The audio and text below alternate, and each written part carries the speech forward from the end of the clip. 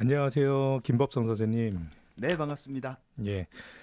어제 저희가 논술 일정 이야기를 하다가 사실은 잘 마무리를 못 했는데요. 네네네. 어제 이야기해 주셨던 것은 수능 전에 홍익대나 시립대 네. 이런 학교들, 성신여대 이런 학교들이 상당히 기회가 될 수 있다. 이런 이야기 해 주셨고 수능 이후에는 바로 이틀 후, 3일 후에 있는 연대나 경희대, 성대, 서강대 이런 학교들 일정의 중요함 그리고 하루에 두 곳까지 또는 일부 학생은 세 곳을 도전해 보겠지만은 그래도 비중을 두어서 준비를 해라 이렇게까지 사실 전해 주셨어요. 네네. 예, 수능 이후에 바로 보는 대학들은요. 예. 가급적이면 수능 전에 내가 지원할 대학들을 어떤 식으로든 정리를 충분히 해두는 게 예. 일차적으로 필요하고요. 예, 예. 네. 그 다음에 수능 그 다음 주에 보는 대학들이 있습니다. 예, 그 예. 대학들은 오히려 여유가 조금 있어요. 대부분 그때, 예. 23, 24 예, 이때거든요. 예. 그래서 그때는 여유가 조금 있기 때문에 예. 아이들도 조금 여유 있게 공부를 하는 편이에요. 따라서 학생들이 가장 이렇게 원서를 접수를 하고 염두를 해 두어야 될 건 내가 수능 전에 넣을 건지 말 건지 예. 그리고 수능 이후에 17일, 18일 이날 어떤 대학들을 넣을 건지 예. 그리고 조금 뒤에 밀리는 어떤 대학들은 그 다음 주 23, 24일 보는 대학들을 예. 조금 천천히 생각해도 된다. 그러면 예. 지금 공부할 건 수능 직후에 아, 시험을 보는 예. 대학들은 지금 마찬가지로 네. 수능 전에 시험을 보는 대학들은 지금 마무리를 해두어야 된다라는 아. 생각을 하시면 될 것 같습니다. 준비의 우선순위는 네. 10월 초에 보는 곳 그렇죠. 그리고 수능 바로 이틀 후, 3일 후에 보는 학교를 먼저 준비하고 일주 이후 보는 학교들은 상대적으로는 조금 더 후순위로 두어서 준비하면 좋겠다. 예, 네네. 예, 감사합니다. 원서 접수를 얼마 남겨두지 않은 이 시점에 이제 막 준비를 하려는 학생들도 있는 것 같아요. 예, 그래서 이미 준비 중인 학생들도 있고 할 텐데 논술을 준비하는 학생들에게 가장 중요하게 이것을 고려해라라고 말씀해 주실 것부터 이야기를 해보도록 하죠. 예. 원서 접수를 하는 학생들에게 이제 딱 고려해야 될 건 크게 세 가지라고 볼 수 있을 것 같아요. 이렇게 지금 시작한 학생, 이제 막 원서를 넣으려고 보니 예. 내가 논술밖에 없어요. 라고 하는 학생이 있을 수 있고요. 네. 그 다음에 여름부터 조금 생각을 하면서 준비한 학생이 있고 겨울방학부터 차근차근 준비한 학생이 있을 텐데요. 조금 접근하는 방법이 조금 다를 것 같습니다. 그러니까 지금 지원할 학생들은요. 지금 이제 막 논술을 본격적으로 해야 되겠다라는 예. 학생들은 다른 거 다 차치하고요. 일단 대학에서 기출된 모의 논술 실제 기출 문제를 빨리 확인하는 게 좋습니다. 그래서 이 문제를 내가 소화해서 풀 수 있는지 없는지부터 빨리 판단을 조금 해보셔야 될 것 같아요. 예. 그게 가장 먼저고요. 여름방학 때부터 이렇게 준비한 친구들은 이제는 4주 한 달 준비했네요. 네, 그렇죠. 예. 4주에서 한 달 정도 준비한 친구들은 이미 내가 어떤 문제를 풀 수 있는지 없는지에 대한 감이 있습니다. 예. 그렇기 때문에 지원할 대학의 문제 형태로 조금 바꿔 보는 게 필요해요. 그러니까 선택과 집중. 네, 그렇죠. 인가요? 그러니까 예. 이때까지 자기가 쌓은 공부들이 내가 지원할 대학의 문제 형태랑 어떻게 유사하고 어떻게 다른지를 예. 조금 느껴보면서 지금까지 배운 것들을 적용을 해보는 거죠. 예. 그리고 2학년 겨울 방학부터 준비한 친구들은 새롭게 뭔가를 하기보다는 지금처럼 차근차근 수능 공부 리듬에 방해되지 않을 정도로 공부를 하는 게 필요하고요. 이런 학생들이 준비해야 될 사항에서 가장 중요한 건 뭐냐면 대학별로 자기만의 어떤 리스트를 만드는 겁니다. 대학별로 자기가 준비한 어떤 전략, 자기의 어떤 실수, 문제점 이런 것들을 반드시 리스트업을 해서 한 주 한 주 갈 때마다 그걸 차곡차곡 채워가는 게 중요한 어떤 포인트다라고 볼 수 있을 것 같아요. 그렇다면은 합격하기 위해서 어떤 준비와 노력을 해야 될까요? 예. 합격하기 위해서 가장 필요한 건 제가 15년 동안 아이들을 가르치면서도 아이들이 잘 안 되는 것 중에 하나가요. 예. 자기가 지원할 대학의 문제를 정확하고 꼼꼼하게 분석하는 학생들이 의외로 적습니다. 예. 그러니까 문제는 열심히 푸는데 이 학교의 어떤 채점 포인트가 어떻게 되고 학교에서 중요하게 여기는 것이 무엇인지를 정확히 아이들이 숙지를 안 해요. 학생들이 알 수 있나요? 지금 대학에서 예. 논술과 관련된 자료를 거의 다 공개를 하고 있습니다. 아, 논술 가이드북 이 네. 말씀하시는 거죠? 논술 가이드북뿐만 아니라 선행학습 평가표도 예. 나와 있고요. 예. 예. 각종 자료들이 다 볼 수 있기 때문에 예. 가급적이면 대학에서 자료를 낼 때 그 중에서 채점 기준이라는 게 있어요. 예. 그걸 꼼꼼히 보시고 그걸 이해를 하셔야 돼요. 아, 예. 그걸 이해 못하고 자꾸 글을 쓰면 어떤 게 되냐면 학교 측 의도와는 상관없는 그냥 자기가 쓰고 싶은 글을 쓰게 되는 문제가 생기죠. 논술도 시험이기 때문에 그 시험을 잘 친다라고 하는 것은 채점 기준을 이해한다라는 걸 뜻하거든요. 아, 그렇다면은 아이들이 자기 답안을 쓴 다음에는 반드시 그 대학의 채점 기준안을 가져와서 점수를 그 채점하는 방식에 내가 작성을 했느냐 안 했느냐를 점검해야 되는 거네요. 네, 아주 정확합니다. 그게 반드시 필요하고요. 학생들이 글만 쓰고 나서 잘했네, 잘못했네만 하고 넘어가는데 그게 아니라 채점 기준의 요소들이 아주 꼼꼼하게 제시되어 있습니다. 야, 그럼 쓰기만 중요한 게 아니라 채점을 통한 피드백을 하는 게 상당히 중요하겠네요. 예. 아주 중요하죠. 예. 그리고 여러 대학의 논술을 응시한다라고 하면은 논술 응시 며칠 전부터는 사실은 그 채점 기준안에 맞춰서 시험장에 들어가기 전에 그럼요. 리마인드하고 꼭 들어가도록 해야 되겠네요. 네, 그래서 이제 자기가 지원할 대학의 채점 기준이 눈만 감아도 떠오를 수 있을 정도로 예. 준비하는 게 예. 논술 준비하는 학생의 첫 번째 이제 목표가 되어야 됩니다. 예, 그런 부분이 아주 선명하고 명확한가 봐요. 아주 선명하고요. 특히 이제 단국대 같은 경우에는 아예 점수 배점을 정확하게 매겨놓고요. 단국대뿐만이 아니라 거의 모든 대학들이 무엇을 했을 때 몇 점을 준다가 분명하게 제시되어 있습니다. 예.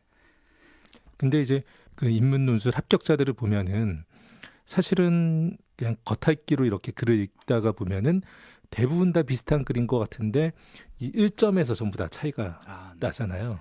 네, 그게 점을 해 보시면 아는데요. 많은 글을 예. 보면 예. 아주 작은 부분이지만 그것이 들어있는 학생과 아닌 학생들 사이의 점수 차이가 커요. 예. 예. 학부모님들이나 학생들 중에는 논술은 막 로또다라고 막 이야기하면서 그냥 대충 뽑는다 이런 생각을 하시는데요. 예. 채점 기준이 아주 분명하고 아주 명확합니다. 예. 아직 논술에 대한 이해가 부족한 네, 거다라고 그렇죠. 봐야겠네요. 예. 그러니까 왜 그러냐면 대부분 학생들이 예. 준비를 꼼꼼히 하지 않고 시험을 보기 때문에 저런 애가 갑자기 왜 합격했지? 예. 그런 어떤 선입견들이 있는 거죠. 음. 그것이 오해를 조금 불러일으킨 예. 것이 아닌가 합니다. 선생님 그러면은 학생들이 그러한 준비를 혼자서 하는 것도 가능한가요? 혼자 하는 건 조금 힘들긴 한데요. 예.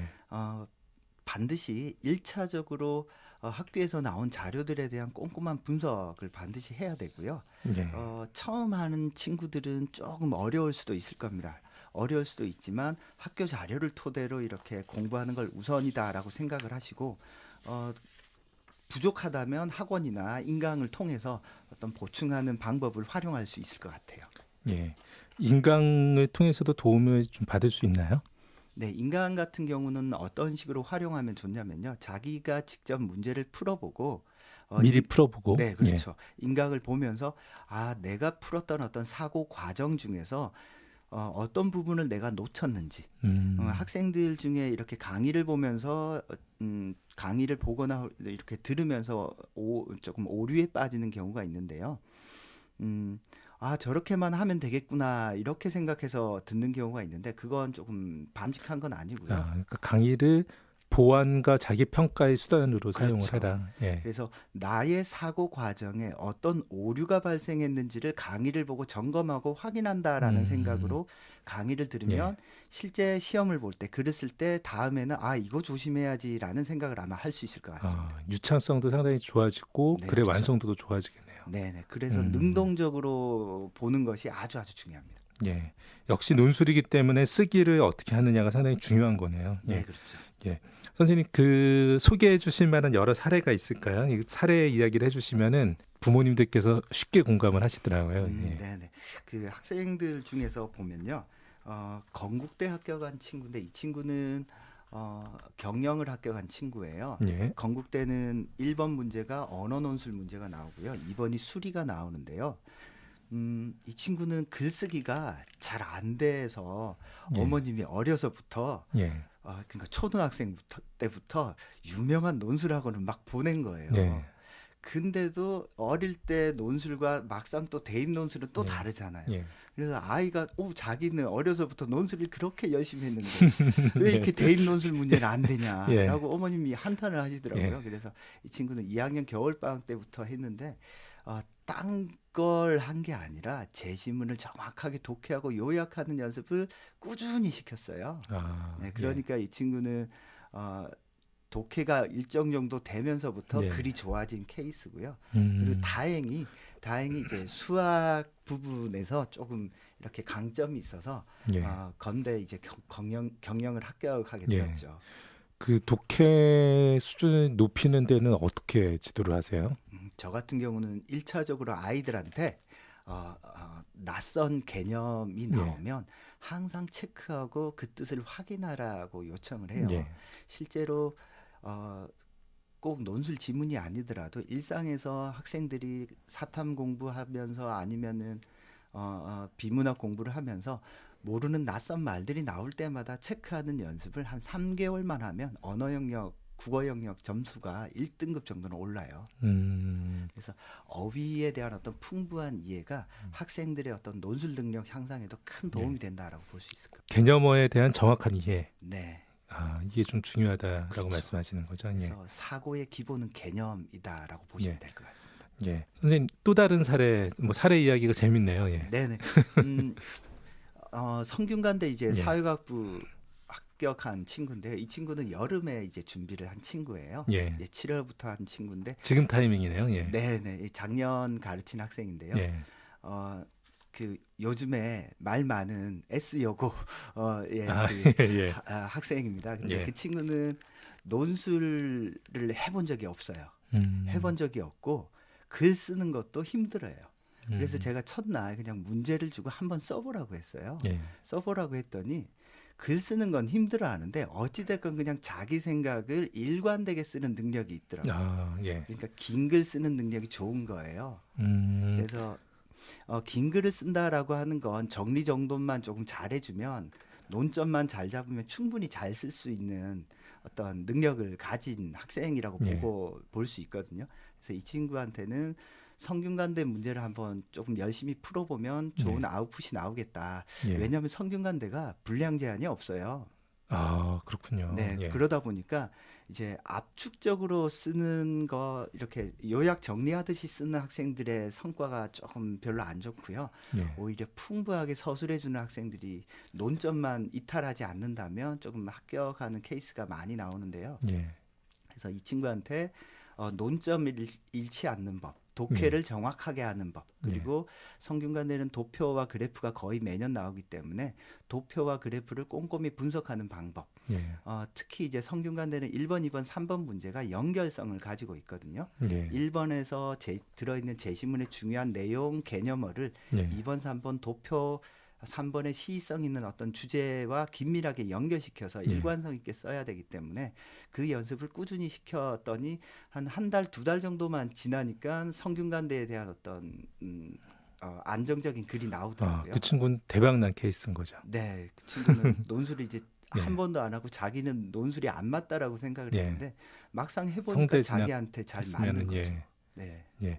그 말씀 들어보니까 성대 논술의 유형이 고려대의 추천 원투 일반 제시문하고 상당히 유사한 거죠. 네, 유사합니다. 대신 이제 고대 같은 경우는 질문이 조금 더 세분화되어 있고요. 세분화되어져 있고, 성대를 이제 논술에 맞춰서 되어져 있는 거고, 성대 논술을 잘한다라고 하면은 이제 고대 면접도 잘할 소지가 좀 있는 것일 수도 있고, 오히려 또 고대 제시문 면접 준비가 잘 돼 있는 아이들은 성대 논술도 또 응시해볼 소지가 있을 수 있겠네요. 네네네. 실제로 이제 제시문형 면접 학생부 종합에서 제시문형 면접을 내는 서울대 고대 같은 경우도 논술 문제랑 거의 차이가 없다라고 보시면 돼요. 논술 문제를 조금 뜯어서 세부적인 어떤 문제가 문항이 조금 더 많다라고 보시면 될 것 같고요. 그래서 실제로 논술에서 쓴 것을 말로 바꾸면 구술 시험이다라고 보시면 될 것 같아요. 제시문형 면접 시험이다라고 보시면 될 것 같아요. 예. 선생님 그 단기간 안에 준비해서 네네. 합격한 아까 뭐 잠깐 말씀해 주시기도 하셨던 것 같은데 네. 그런 학생들의 사례가 더 있을까요? 이렇게 단기간에 합격하기 가장 좋은 대학이 사실은 중앙대, 단국대, 동국대 이런 대학들이에요. 왜냐하면 독해를 묻는 대학이고 예. 학교가 요구하는 어떤 글의 패턴, 형식이 또 거의 정해져 있습니다. 예. 그런 점에서 보면 학교가 요구하는 바를 숙지하고 내가 예. 독해만 되면 그냥 글이 나온다라고 예. 보면 되기 때문에 예. 그런 대학들을 집중적으로 준비하는 게 필요하고요. 학생들이 중대는 조금 상위권 학생들이나 중상위권 학생들 많이 쓰겠네요. 네, 중대는 그렇죠. 그래서 또 중대는 시험이 수능 다음 수위 주에요. 있고 예, 또 수능 최저도 높으니까 그렇죠. 그래서 실제로 이제 합격한 친구도 중대 논술 문제를 한 번도 안 풀어보다가 예. 이제 수능이 끝나고 그 다음 주말에 있는 예. 논술 시험을 치고 나서 예. 월요일부터 중대를 준비한 거예요. 예.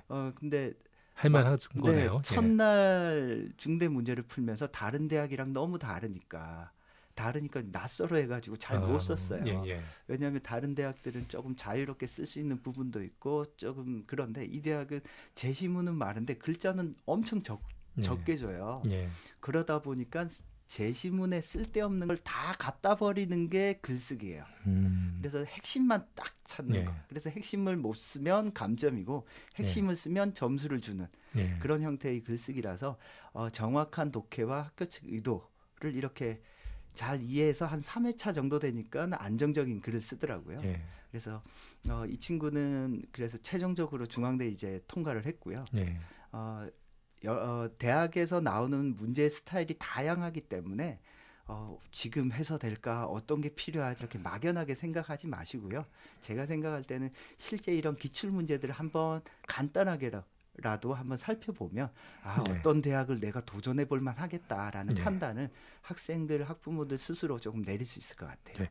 선생님 지금 말씀하셨던 상위권 대학이 아니고도 논술을 보는 대학들이 일부 또 있잖아요. 네네, 그렇죠. 이렇게 그런 논술을 보는 학생들이 사실은 수능 준비도 잘 안 되고 있고 다른 전형으로 지원하기 애매한데 논술 전형 조금 준비를 해서 좋은 결과 나왔던 이런 사례가 있을까요?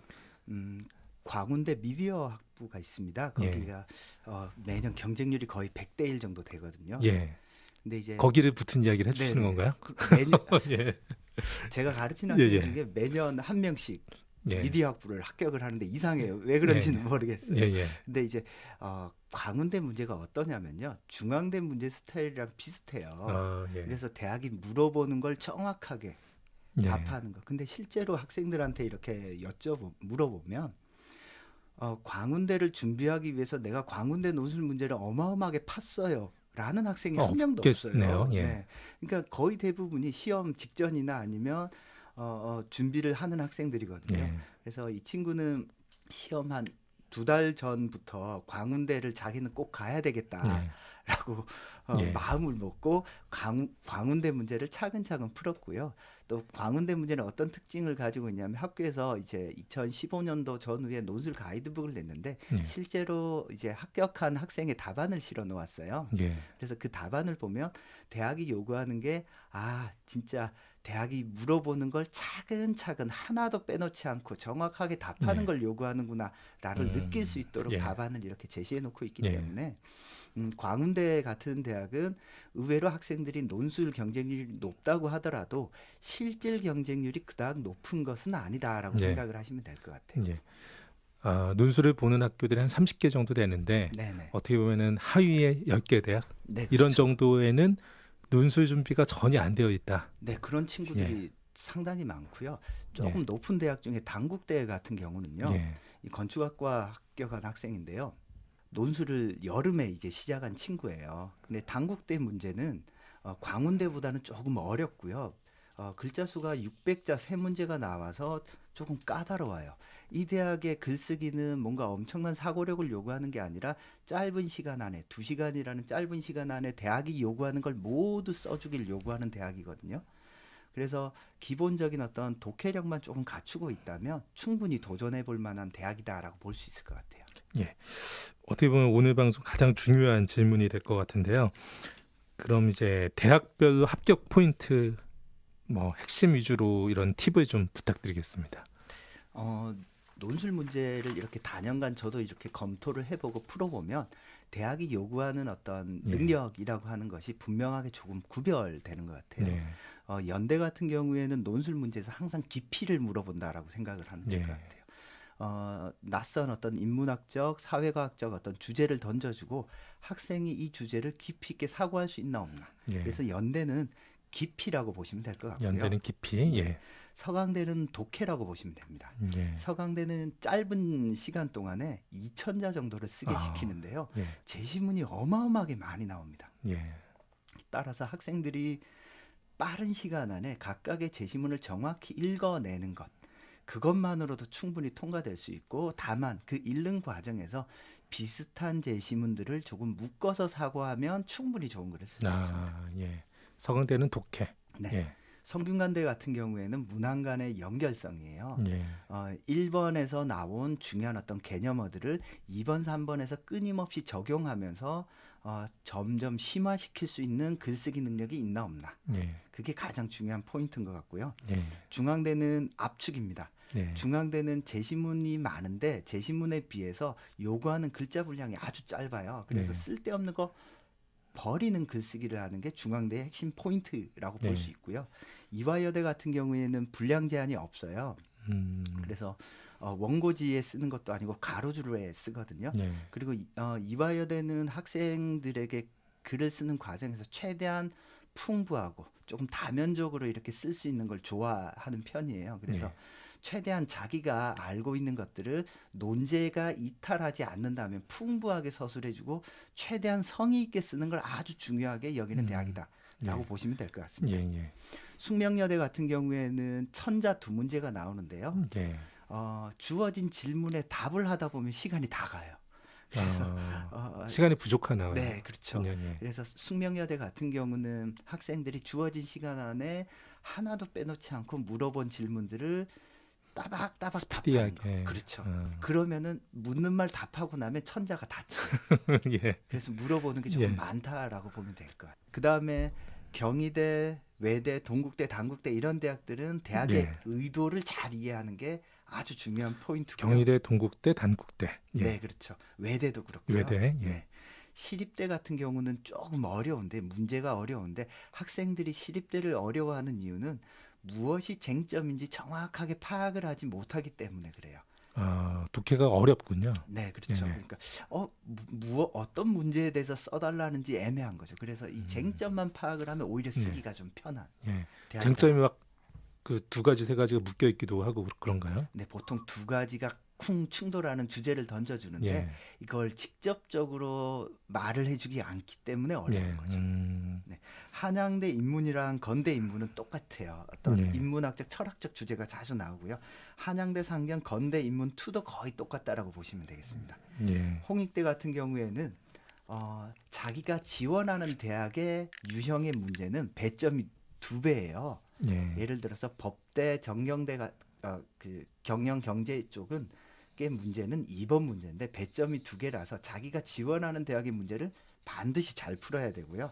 아주대 같은 경우에는 항상 심리학과가 유명하기 때문에 실험이 자주 나옵니다. 그래서 아주대 같은 경우에는 이 낯선 실험에 대한 정확한 분석, 이해 이게 아주 중요한 포인트고요. 경기대는 매년 교과서 제시문이 나오는데요. 이 교과서 제시문을 학생들이 심층적으로 이해하는 걸 묻는 대학이다라고 네. 보면 될 것 같습니다. 예. 선생님 말씀 듣다 보니까 더 듣고 싶다는 아쉬운 생각이 좀 많이 듭니다. 하지만은 방송 이제 마쳐야 될 시간이 돼서 마지막으로 이렇게 강조하지만요. 논술에서 제일 중요한 건 대학에서 발표한 채점 기준입니다. 이걸 정확히 숙지하면요. 충분히 할 수 있다라는 생각을 아마 가질 것 같습니다. 예, 감사합니다. 어제 오늘 합격을 부르는 인문 논술 전략 소개해 주신 김법성 선생님 좋은 말씀 감사합니다. 다음 주는 박하쌤과 수시 지원 자가 컨설팅 주제로 찾아뵙겠습니다. 감사합니다.